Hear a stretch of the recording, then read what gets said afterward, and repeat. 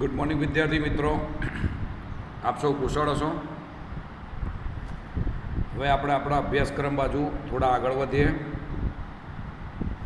તો સૌથી પહેલાં તો આપણે ટેક્સ્ટબુકના 4 દાખલા કરીશું અને પછી થોડી થિયરી વિશે સમજીશું. એ તમારા સમજ માટે છે. તો જોઈએ સૌથી પહેલાં વિકિરણના 1 મોલ ફોટોન કે જેની આવૃત્તિ 5×10⁻14 હર્ટ્ઝ છે તેની ઉર્જા ગણવાની છે.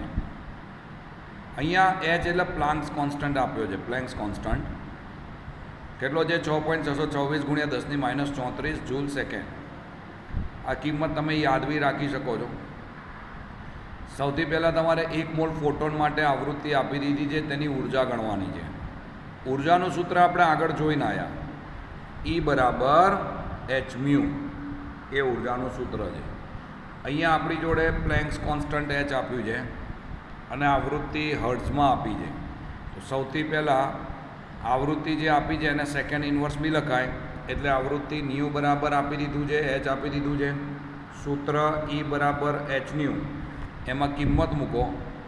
એટલે એમાં જે કિંમત મૂકીશું આપણે એટલે બંનેનો ગુણાકાર કરવાનો, એટલે જવાબ મળશે 3.313×10⁻19 જૂલ. અહીંયા તમને 1 મોલ ફોટોન માટે કીધું છે. આ જે જવાબ આવ્યો એ એક ફોટોન માટે આવ્યો. 1 મોલ એટલે કેટલા ફોટોન? 6.022×10⁻23. યાની કે એવોગેડ્રો આંક સાથે એને ગુણીએ તો 1 મોલ માટે આપણને મળે. ચેપ્ટર 1માં બી શીખીને આવ્યા કે 1 મોલ માટે જો શોધવું હોય તો એવોગેડ્રો અચળાંક સાથે જ ગુણવા પડે. તો આ જે જવાબ છે એને એવોગેડ્રો અચળાંક સાથે ગુણ્યા એટલે જવાબ આવ્યા 1.9951×10⁵ જૂલ. અને એને કિલો જૂલમાં ફેરવવું હોય તો 199.51 કિલો જૂલ પ્રતિ મોલ આવ્યું. પણ તમે આ જવાબ લખશો તો બી ચાલશે, બરાબર છે, ફેરવવાની જરૂર નથી. એવો જ બીજો એક દાખલો જોઈએ કે 100 વોટનો એક ગોળો છે. 400 નેનોમીટર તરંગ લંબાઈના એક વર્ણની પ્રકાશનું ઉત્સર્જન કરે છે. તો ગોળા વડે પ્રતિ સેકન્ડે ઉત્સર્જિત થયેલા ફોટોનની સંખ્યા ગણો. એટલે ફોટોનની સંખ્યા ગણવાની છે. અહીંયા ગોળાની કુલ ઉર્જા આપી છે 100 વોટ એટલે જૂલ પર સેકન્ડ. 100 જૂલ પર સેકન્ડ. તમને બીજી વસ્તુ અહીંયા તરંગ લંબાઈ 400 આપી છે. તો લેમ્બડા બરાબર 400 નેનોમીટર એટલે કે 400×10⁻9 મીટર. એને આપણે શેમાં ફેરવ્યા? મીટરમાં. સૌથી પહેલાં આપણે E = hની ઉપરથી એની ઉર્જા શોધીશું. એક ફોટોન માટેની ઉર્જા. તો E = h𝜇 માટે ન્યૂની જગ્યાએ શું લખાય? તો કે Chc/લેમ્બડા. કેમ? કારણ કે અહીંયા આપણે ન્યૂની કિંમત નથી આપી, આપણને લેમ્બડાની કિંમત આપી છે એટલા માટે. એટલે સૂત્ર લખ્યું E = hc/લેમ્બડા. એમાં h બરાબર પ્લેન્ક કોન્સ્ટન્ટ મૂક્યો. c એટલે હવામાં પ્રકાશનો વેગ બધાને ખબર છે, 3×10⁸ મીટર પ્રતિ સેકન્ડ જ લખવો પડે અને કિંમત યાદ જ રાખવાની છે. છેદમાં લેમ્બડાની કિંમત આપણે જે શોધી એ મૂકવાની છે. સાદું રૂપ આપો એટલે તમને ઈનો જવાબ મળે 4.969×10⁻19 જૂલ. હવે આપણે ફોટોનની સંખ્યા શોધવાની છે. તો લખીએ કે 4.969×10⁻19 જૂલ કેટલા ફોટોન માટે આવ્યું? તો કે જુઓ અહીંયા આગળ એક ફોટોન માટે આવ્યું એટલે અહીંયા લખ્યું છે બરાબર 1 ફોટોન. તો આપણી જોડે કેટલી ઉર્જા છે? તો કે 100 વોટ એટલે 100 જૂલ પર સેકન્ડ. એટલે 100 જૂલ માટે ફોટોનની સંખ્યા કેટલી? એટલે 100/4.969×10⁻19 જવાબ આવે 2.012×10⁻20 સેકન્ડ ઇન્વર્સ. આ તમારો ફાઇનલ જવાબ. આ દાખલો બી સરળ હતો.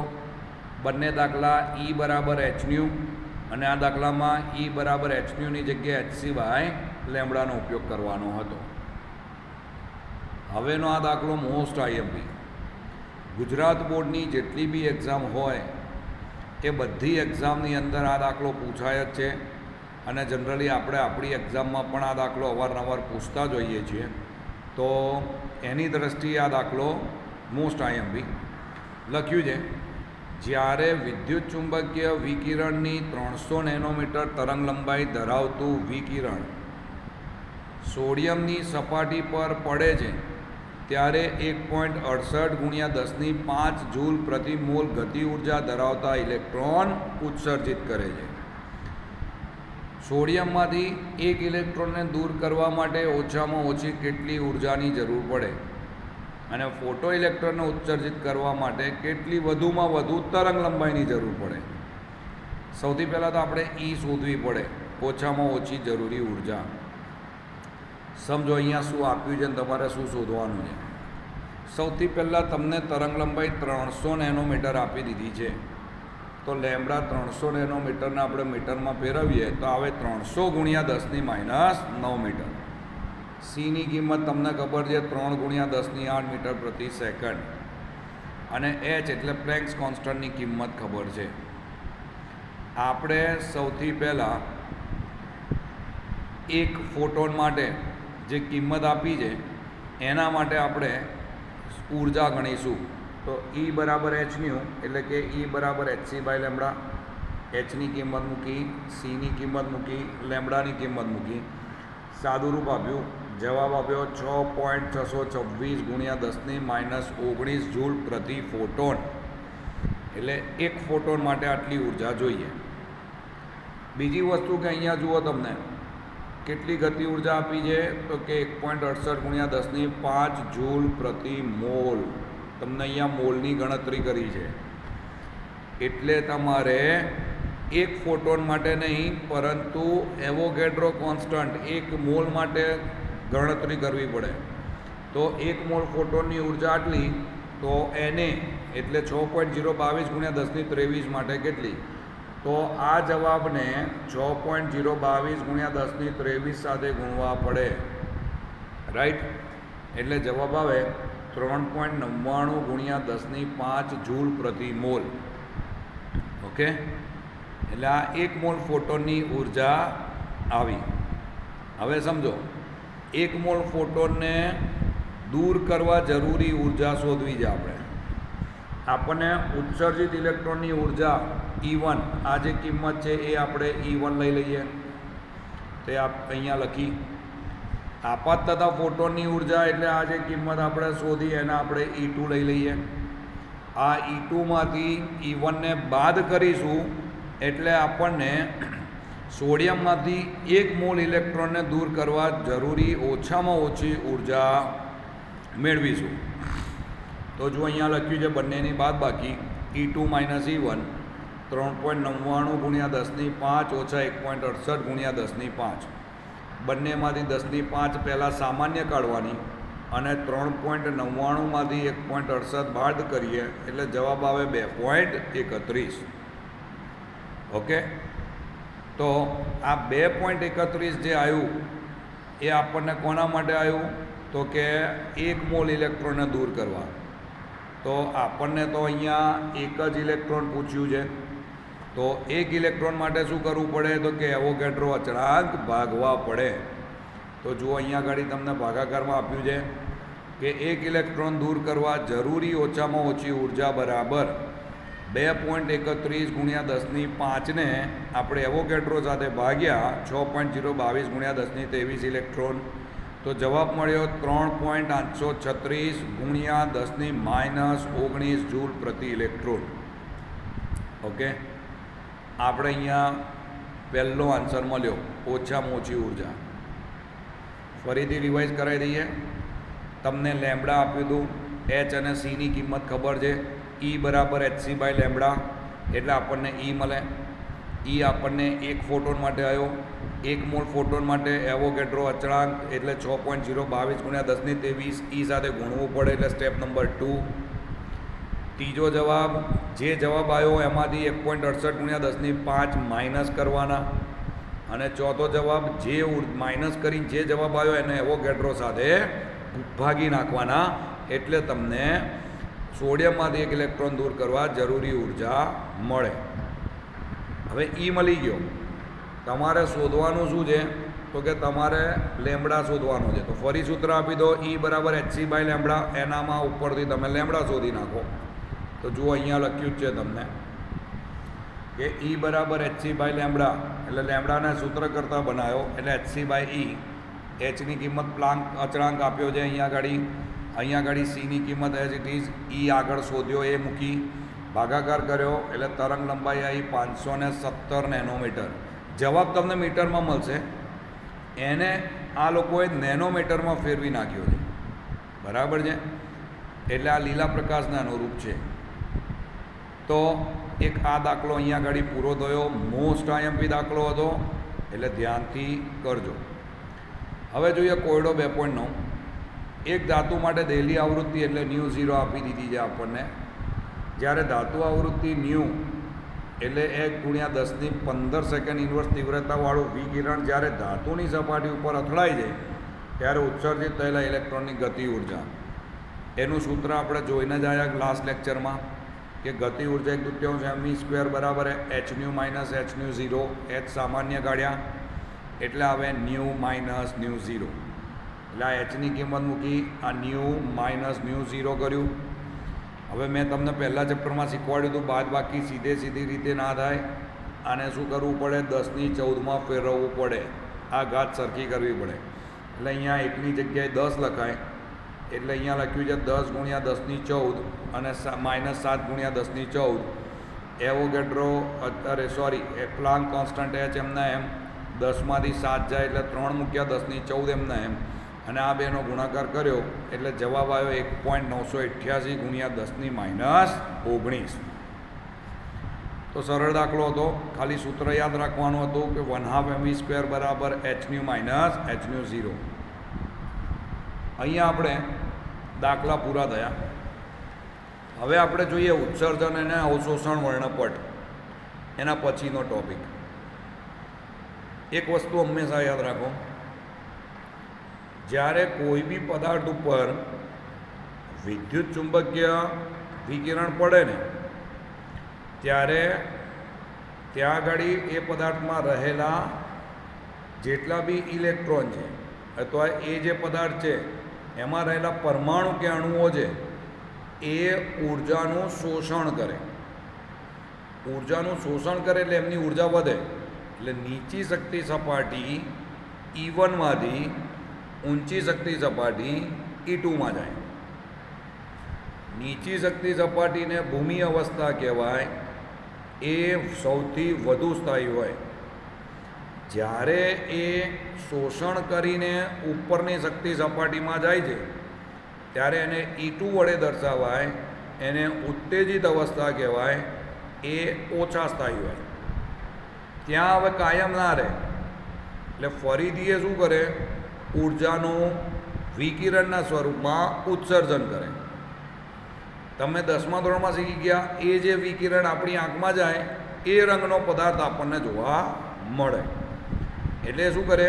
એ વિકિરણનું ઉત્સર્જન કરે અને ઉત્સર્જન કરીને એ પાછો E1 શક્તિ સપાટીમાં આવી જાય.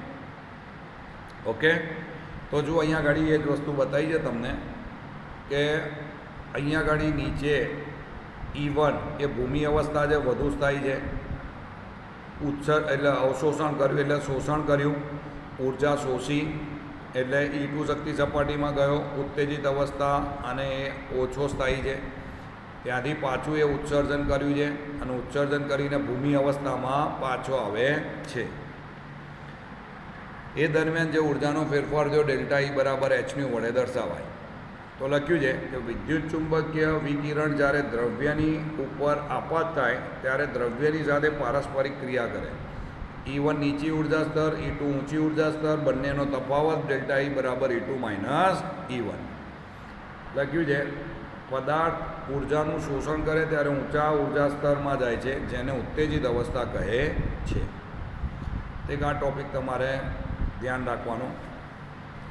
એમાં લખ્યું છે કે ઊંચા શક્તિ સ્તરમાં જવાની ક્રિયામાં અમુક તરંગ લંબાઈના વિકિરણોનું શું થાય? અવશોષણ થાય. જ્યારે એ ઊંચા શક્તિ સ્તરમાં જાય ત્યારે શું થાય? તો કે ઊંચા શક્તિ સ્તરમાં જાય ત્યારે અમુક તરંગ લંબાઈના વિકિરણનું અવશોષણ થાય છે. અવશોષણ થાય એ દરમિયાન જે વર્ણપટ રચાય એને અવશોષણ વર્ણપટ કહે છે. એટલે ડેલ્ટા ઈ બરાબર એચન્યુ એટલે E2 માઇનસ E1 આપણને ધન મળે. અવશોષણ વર્ણપટ તે ઉત્સર્જન વર્ણપટની ફોટોગ્રાફીની નેગેટિવ જેવી જ છે. હવે જોઈએ ઉત્સર્જન વર્ણપટ. હવે શું કરે, જ્યારે વિદ્યુત ચુંબકીય વિકિરણ પદાર્થ ઉપર પડતા દ્રવ્ય ઉર્જાનું અવશોષણ કરે અને ઊંચા ઉર્જા સ્તરમાં જાય જે અસ્થાયી હોય છે, એટલે નીચેથી ઉપર જાય એટલે અસ્થાયી થાય. પરમાણુ ઉર્જાની ઉત્સર્જન કરીને પોતાની સામાન્ય વધુ સ્થાયી અવસ્થામાં આવે છે અને ત્યારે વિદ્યુત ચુંબકીય વિકિરણના વર્ણપટનું ઉત્સર્જન કરે છે, જેને ઉત્સર્જન વર્ણપટ કહેવાય. એટલે જ્યારે પરમાણુઓ વિકિરણનું ઉત્સર્જન કરે ત્યારે જે વર્ણપટ રચાય એને ઉત્સર્જન વર્ણપટ કહેવાય. બીજું લખ્યું છે કે તેમાં ઉત્સર્જિત વિકિરણની તરંગ લંબાઈ નોંધવામાં આવે. એટલે જે વિકિરણ ઉત્સર્જિત થઈ એની તરંગ લંબાઈ અથવા તો આવૃત્તિ નોંધવામાં આવે. અને ઉત્સર્જન વર્ણપટ મેળવવા નમૂનાને ગરમ કરીને અથવા તો વિકિરણનો મારો ચલાવીને ઉર્જા પૂરી પાડવામાં આવે છે. અને કઈ રીતે, તો કે એને ક્યાં તો ગરમ કરવામાં આવે, ક્યાં તો એની ઉપર સતત ઉર્જાનો મારો ચલાવવામાં આવે, તો એ ઉત્સર્જન વર્ણપટ મેળવી શકાય. બરાબર. ડેલ્ટા ઈ બરાબર E1 minus E2 is equal to h nu આપ્યું છે. સ્પેક્ટ્રોસ્કોપી ઉત્સર્જન કે અવશોષણ વર્ણપટના અભ્યાસને શું કહેવાય, તો કે સ્પેક્ટ્રોસ્કોપી કહેવાય. આ બધા નાના નાના વ્યાખ્યા સ્વરૂપમાં છે, સમજ માટે મૂક્યા છે, એટલે ખાલી સમજી લેજો. આ બધાનું ડિટેલિંગ ક્વેશ્ચન આન્સરના સ્વરૂપે નથી બોર્ડમાં પૂછાતું કે નથી JEE નીટમાં પૂછાતું. એટલે ફરીથી ઉત્સર્જન કે અવશોષણ વર્ણપટના અભ્યાસને શું કહેવાય, તો કે સ્પેક્ટ્રોસ્કોપી કહેવાય. આપણે એનો જે આખો અભ્યાસ કરીએ એને સ્પેક્ટ્રોસ્કોપી કહેવામાં આવે છે. હવે જે વાયુ અવસ્થામાં જો પરમાણુ હોય તો એ આવા વર્ણપટ સતત ના દર્શાવી શકે. એટલે જુઓ, વાયુ કલામાં પરમાણુના ઉત્સર્જન કે અવશોષણ વર્ણપટ સતત વર્ણપટ દર્શાવતા નથી. વર્ણપટની ચર્ચા આપણે આ જ લેક્ચરમાં કરીએ છીએ. તો જોઈએ આપણે હાઇડ્રોજન વર્ણપટ એટલે શું, અને એના ઉપરથી તમને થોડો ખ્યાલ આવશે અને એની લાક્ષણિકતાઓ આપણે જોઈએ. આ જે બધા વર્ણપટની જે વાત કરી એ જે વર્ણપટ હાઇડ્રોજન પરમાણુ માટે મેળવવામાં આવે અને જો વર્ણપટ બને તો એને હાઇડ્રોજન વર્ણપટ કહેવાય. તો જો અહીંયા આપ્યું છે કે જ્યારે વાયુમય હાઇડ્રોજનમાંથી વિદ્યુત પસાર કરવામાં આવે ત્યારે વિકિરણ ઉર્જા શોષીને અણુ વિયોજિત થાય એટલે છૂટા પડે, તથા હાઇડ્રોજન પરમાણુ ઉત્તેજિત થઈને ઊંચી ઉર્જાની ઉત્તેજિત અવસ્થામાં જાય છે અને ત્યારબાદ ઉર્જાનું ઉત્સર્જન કરીને મૂળ સ્થાયી અવસ્થામાં આવે છે. સમજો ફરી શું કીધું. આ છે H2માંથી તમે વિદ્યુતભાર પસંદ કરો એટલે H વત્તા Hમાં એ પરિણમે, એટલે આ વિયોજન થયું કહેવાય. આ વિયોજન થાય એટલે આ હાઇડ્રોજન ઉર્જા મેળવે. ઉર્જા મેળવે એટલે આ નીચેની શક્તિ સપાટી E1 છે, આ ઉપરની શક્તિ સપાટી E2 છે, એટલે E1માંથી એ E2માં જાય અને પાછો ત્યાંથી એ ઉર્જાનું ઉત્સર્જન કરીને E1માં આવે. આ દરમિયાન જે પણ વર્ણપટ રચાય એને હાઇડ્રોજન વર્ણપટ કહે છે. ઓકે, તો જો અહીંયા લખ્યું છે તો કે તે દરમિયાન જુદી જુદી આવૃત્તિવાળા વિદ્યુત ચુંબકીય વર્ણપટ ઉત્પન્ન કરે છે તેને હાઇડ્રોજન વર્ણપટ કહે છે. એની લાક્ષણિકતાઓ તો કે હાઇડ્રોજન વર્ણપટ એ ઉત્સર્જન રેખીય અને અસતત વર્ણપટ છે. બરાબર છે, રેખીય છે અને મેં પહેલાં જ કીધું વાયુ સ્વરૂપમાં હોય એટલે સતત ના હોય, એટલે અહીંયા અસતત શબ્દ વાપર્યો. હાઇડ્રોજન વર્ણપટ કેટલીક શ્રેણીઓનું બનેલું છે, જેને તે શ્રેણીના શોધનાર વૈજ્ઞાનિકના નામ ઉપરથી નામ આપવામાં આવ્યું છે. અહીંયા એવી એક શ્રેણી છે, આ લેક્ચરમાં આવી જ શ્રેણીનો આપણે અભ્યાસ કરીશું. તો એવી એક શ્રેણી આપવી છે બામર શ્રેણી. તો કે બામર નામના વૈજ્ઞાનિકે વર્ણપટની રેખાને તરંગ સંખ્યાથી દર્શાવતા હાઇડ્રોજનના વર્ણપટની દૃશ્યમાન રેખાઓ માટે નીચેનું સૂત્રનું પાલન કરે છે એવું કહ્યું.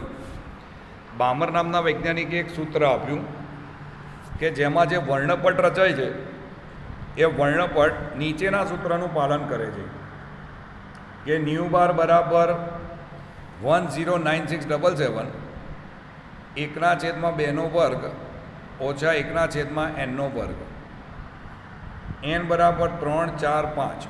આને બામર સૂત્ર કહેવાય.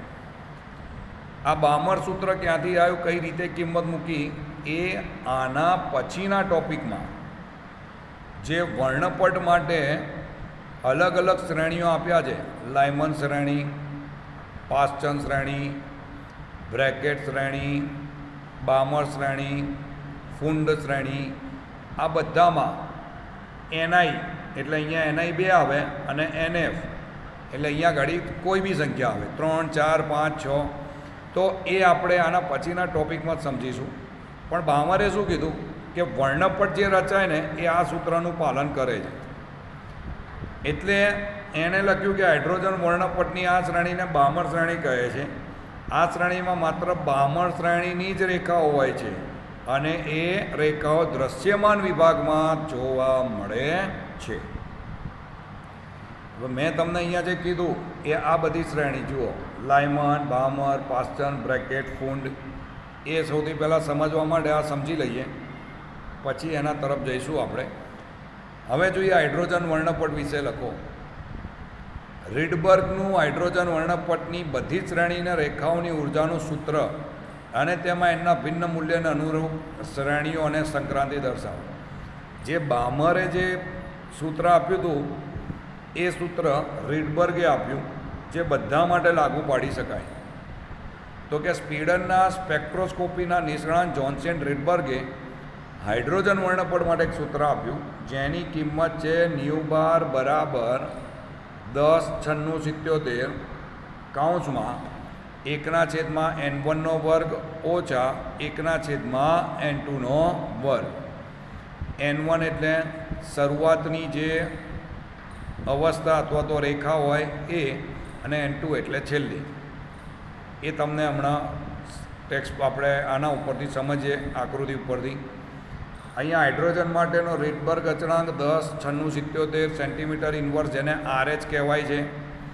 RH એટલે આ જે છે આ કિંમત, એને રીડબર્ગ અચળાંક RH કહેવાય. એ ધ્યાન રાખજો. એનના મૂલ્ય, n1ના મૂલ્યના આધારે અલગ અલગ શ્રેણી આવી. n1 1 હોય તો એને લાયમન શ્રેણી કહેવાય, સમજો. એટલે એમાં શરૂઆત 1થી જ થાય. જ્યારે n2 તરીકે 2, 3, 4 કોઈ બી હોય એને પારજાંબલી તરંગો કહે છે. બધામાં n1 તમારે યાદ રાખવું પડશે. દાખલાની અંદર n1 નહીં આપ્યું હોય. જો n1 બરાબર 2 હોય તો બામર શ્રેણી, n2 3, 4, 5 એટલે એના પછીની કોઈ બી સંખ્યા હોઈ શકે, એ દ્રશ્યમાન તરંગો કહેવાય. n1 બરાબર 3 પાસ્ચન શ્રેણી, એમાં n2 4, 5, 6 પારક તરંગો. n1 એ 4 હોય તો બ્રેકેટ શ્રેણી કહેવાય, n2 5, 6, 7 પારક તરંગો, અને n1 5 હોય તો ફ્રુંડ શ્રેણી કહેવાય. એમાં n2 6, 7, 8 એટલે કે પારક તરંગો કહેવાય. અહીંયા નીચેની આકૃતિઓ તમને લાયમન, બામર અને પાસ્ચન શ્રેણીમાં હાઇડ્રોજન પરમાણુમાં થતી સંક્રાંતિ દર્શાવે છે. તો આ ફરીથી આ ખાસ યાદ રાખજો તમે કે 1 માટે લાયમન, લાઇન વાઇઝ લાયમન, બામર, પાસ્ચન, બ્રેકેટ અને ફુંડ. 1 માટે લાયમન, 2 માટે પાસ્ચન, 1 માટે લાયમન, 2 માટે બામર, 3 માટે પાસ્ચન, 4 માટે બ્રેકેટ, 5 માટે ફુંડ. પારજાંબલી, દ્રશ્યમાન, પારક, આ 2 વસ્તુ યાદ રાખવાની, n2 યાદ રાખવાની જરૂર નથી. તો અહીંયા જુઓ તમને આકૃતિ આપી છે. અહીંયા બી તમને કીધેલું છે કે લાઇમન માટે N1 1 છે પારજાંબલી, બામર માટે N1 2 છે દ્રશ્યમાન, પાસ્ચન માટે N1 3 છે પારરક, બ્રેકેટ માટે N1 4 પારરક અને ફૂંડ માટે N1 5 પારરક. અહીંયા જુઓ તમને n બરાબર 1 આપ્યું છે, પછી n બરાબર 2, પછી 3 4 5 6 ઇન્ફિનિટી સુધી. 1 ઉપર તો કે 2 થી એક લાઈન આવે છે, 3 થી આવે છે, 4 થી આવે છે, 5 થી આવે છે, 6 થી આવે, તો ગમે તે આવે, પણ 1 એની ઇનિશિયલ પોઈન્ટ થયો એટલે એને લાઇમન શ્રેણી કીધું. પછી બામર માટે જુઓ તો કે n બરાબર 2 છે એટલે એમાં 3 થી આવે, 4 થી આવે, 5 થી આવે, 6 થી આવે એટલે એને બામર શ્રેણી કીધું. n બરાબર 3 તો કે 4 થી આવે, 5 થી આવે, 6 થી લાઈન આવે, 3 એટલે પાસ્ચન શ્રેણી. એ રીતે તમારે આગળ આવતી જાય. તો આ જે આપણે ચર્ચા કરી એ હાઇડ્રોજન વર્ણપટની હતી. એટલે હાઇડ્રોજન વર્ણપટ ઉપરના અગત્યના મુદ્દાઓ આપણે નેક્સ્ટ લેક્ચરમાં સમજીશું. આજના લેક્ચરમાં જે દાખલા કરાયા છે એ મોસ્ટ આઈએમપી છે. બાકી બધી ઇન્ફોર્મેશન તમારા નોલેજ માટે છે કે ચેપ્ટર ધીરે ધીરે આગળ વધે તો એક ટોપિક ઉપરથી બીજો ટોપિક કઈ રીતે આવે છે એની ચર્ચા આપણે કરેલ છે. એક્ઝામ રિલેટેડ એટલું ઇમ્પોર્ટન્ટ નથી, પણ તમારા નોલેજ માટે ઇમ્પોર્ટન્ટ છે. એટલે ખાલી સમજવા માટે પણ આ શ્રેણીઓ તમારે કરી નાખવાની: લાયમન, બામર, પાસ્ચન, બ્રેકેટ અને ફોન. અને દાખલો મોસ્ટ આઈએમપી આપ્યો છે, ખાસ કરજો. એ સિવાયના દાખલા બી કરજો. બાકીનું હવે આપણે નેક્સ્ટ લેક્ચરની અંદર જોઈશું. Thank you.